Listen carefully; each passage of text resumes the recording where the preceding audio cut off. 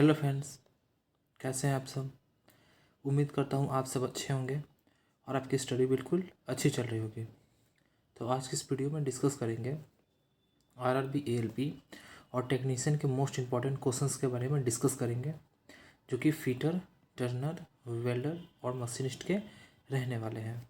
और ये जितने भी सारे क्वेश्चंस रहने वाले हैं सभी इसके झा जो सर है इन्हीं के बुक से लिया गया है। और ये सेट 50 रहने वाला है। इसके पहले मैंने 49 सेट दे रखा है। अगर आप लोगों ने नहीं देखा है तो जाकर देख सकते हैं, प्लेलिस्ट में इसका वीडियो आपको मिल जाएगा। और फ्रेंड्स, अगर आपको फ्री पीडीएफ चाहिए तो आप हमारे टेलीग्राम को ज्वाइन कर सकते हैं। टेलीग्राम का लिंक जो है वो डिस्क्रिप्शन में, यानी कि इसी वीडियो के नीचे डिस्क्रिप्शन में मिल जाएगा, वो वहाँ से जाकर ज्वाइन कर सकते हैं।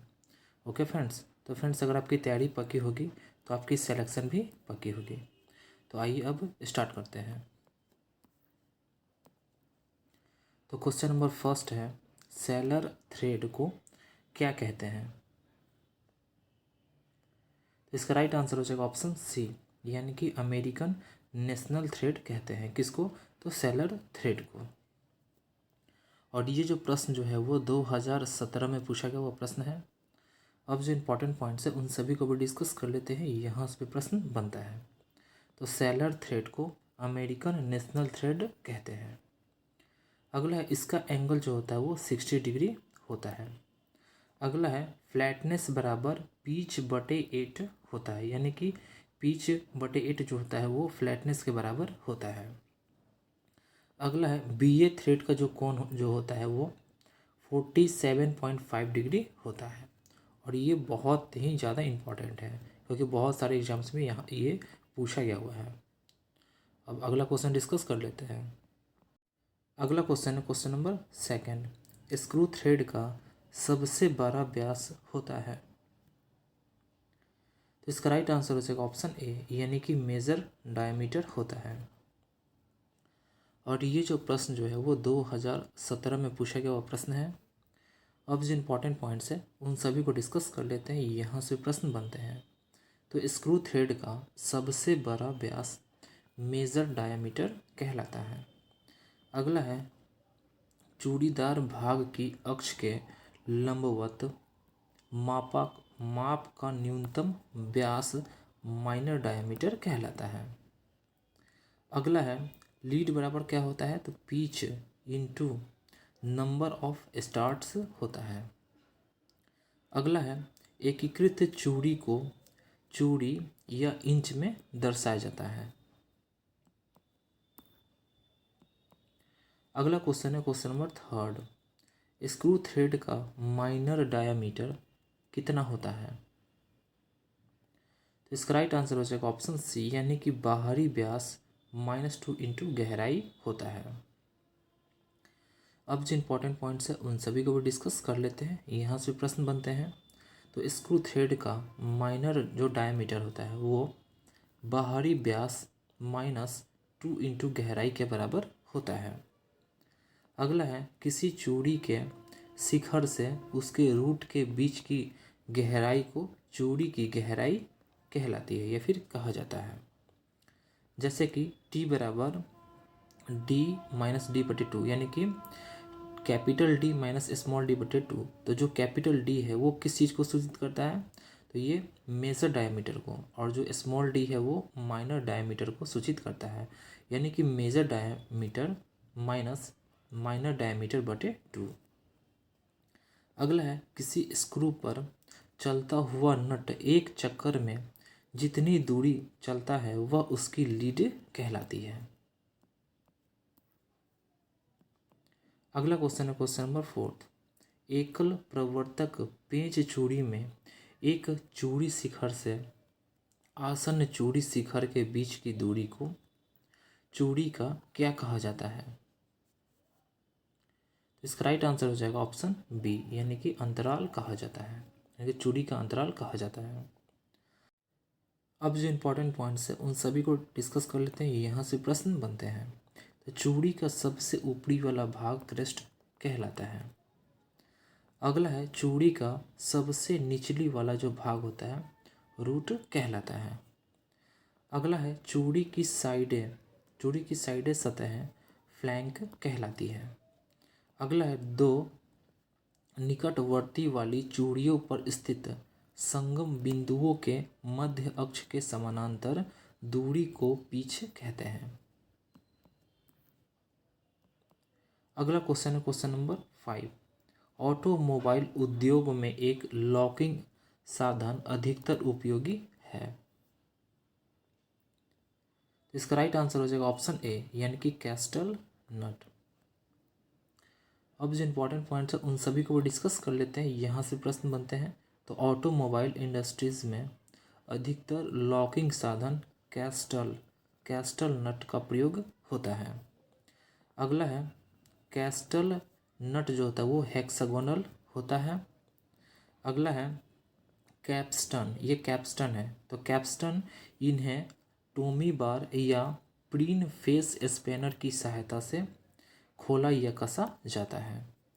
अगला है, बाहरी परिधि पर या फेस पर 3/16 इंच व्यास के ड्रिल होल किए होते हैं। अगला क्वेश्चन है क्वेश्चन नंबर 6। जब केवल पुल्ली के हब में ग्रूव बना होता है तो वहाँ फिट की को कहते हैं। तो इसका राइट आंसर हो जाएगा ऑप्शन ए, यानी कि सैडल की कहते हैं। और ये जो प्रश्न जो है ये 2007 में पूछा गया वो प्रश्न है। अब जो इंपॉर्टेंट पॉइंट्स है उन सभी को भी डिस्कस कर लेते हैं। तो सैडल की को फिट करने के लिए केबल हब में ही चाबी खांचा यानी कि कीवे बनाया जाता है। अगला है, केबल पुल्ली के हब में ग्रूव बना होता है, वो वहाँ सैडल की को ही फिट करते हैं। अगला है, हॉलो सैडल की का प्रयोग मीडियम लोड में किया जाता है। अगला है, सैडल की 2 प्रकार के होते हैं। कौन कौन सा होता है? एक होता है हॉलो सैडल की, एक होता है फ्लैट सैडल की। अगला क्वेश्चन है क्वेश्चन नंबर 7। स्प्रिंग डॉबल पिन का दूसरा नाम क्या होता है? इसका राइट आंसर हो जाएगा ऑप्शन सी, यानी कि रोल पिन होता है। अब जो इंपॉर्टेंट पॉइंट्स है उन सभी को भी डिस्कस कर लेते हैं। तो स्प्रिंग डॉबल पिन का दूसरा नाम रोल पिन है। अगला है, पिन का प्रयोग स्प्रोकेट, गियर या पुल्ली आदि को फिट करने के लिए किया जाता है। अगला है, यह एक तरह से सुरक्षा का काम करता है। अगला है, यह प्रायः स्टील, कॉपर, कांसा का बना हुआ होता है या फिर बना होता है। अगला क्वेश्चन है question number 8। Taper dowel pin standard pin taper में बनी होती है जो कितने के अनुपात में होती है? इसका राइट आंसर हो जाएगा ऑप्शन डी, यानी कि 2:100 में होती है। और ये जो प्रश्न जो है वो 2014 में पूछा गया हुआ प्रश्न है। अब जो इंपॉर्टेंट पॉइंट्स है उन सभी को डिस्कस कर लेते हैं। यहाँ से प्रश्न बनते हैं। तो इसकी सैंक टेपर में बनी होती है। अगला है, यह 2:100 में होता है या 1:50 होता है। अगला है, split taper dowel pin positive locking प्रदान करती है। अगला है, टेपर हेडलेस बोल्ट में हेड नहीं होता है। नाम से पता चल रहा है टेपर हेडलेस, यानी कि जिसमें हेड नहीं होता है। अगला क्वेश्चन है क्वेश्चन नंबर 9। पुल डॉबल पिन स्ट्रेट डॉबल पिन की तरह होती है, अंतर सिर्फ यह है। इसका राइट आंसर हो जाएगा ऑप्शन सी, एक सिरे के केंद्र पर सुराख बना होता है, यही अंतर है।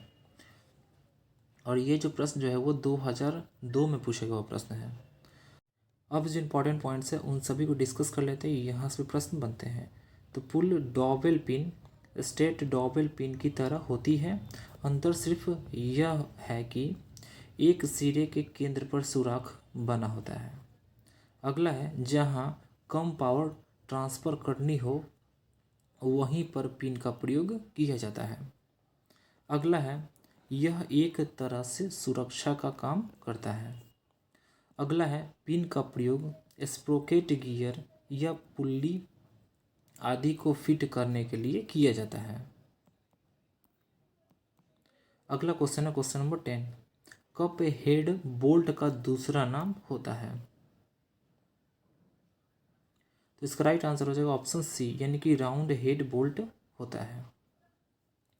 और ये जो प्रश्न जो है वो 2001 में पूछा गया हुआ प्रश्न है।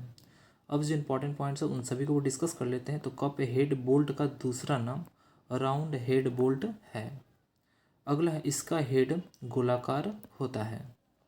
अगला है इसका अधिकतर प्रयोग लकड़ी के कार्य में किया जाता है। अगला है हेड के नीचे वाला भाग चौरस बना होता है। तो फ्रेंड्स आज के लिए इतना ही। वीडियो कैसा लगा? अगर आपको वीडियो अच्छा लगा हो तो वीडियो को लाइक करें, चैनल को सब्सक्राइब करें और बेल आइकन को दबाएं ताकि नोटिफिकेशन आपको टाइम से मिल सके और आप अपडेट रह सकें। और फ्रेंड्स अगर आपको फ्री पीडीएफ चाहिए तो आप हमारे टेलीग्राम को ज्वाइन कर सकते हैं। टेलीग्राम का लिंक इसी वीडियो के नीचे डिस्क्रिप्शन में दिया है, वो वहाँ से जाकर ज्वाइन कर सकते हैं। और अभी तक आप लोगों ने खजाने वाले वीडियो को नहीं देखा है तो जाकर देख सकते हैं, क्योंकि यहाँ से 5 से 6 नंबर तो पक्के आपके आएंगे ही आएंगे। और ये सभी ट्रेडों के लिए है, इसीलिए एग्जाम से पहले इस वाले वीडियो को देखना बिल्कुल भी ना भूलें। Okay friends, thanks for watching.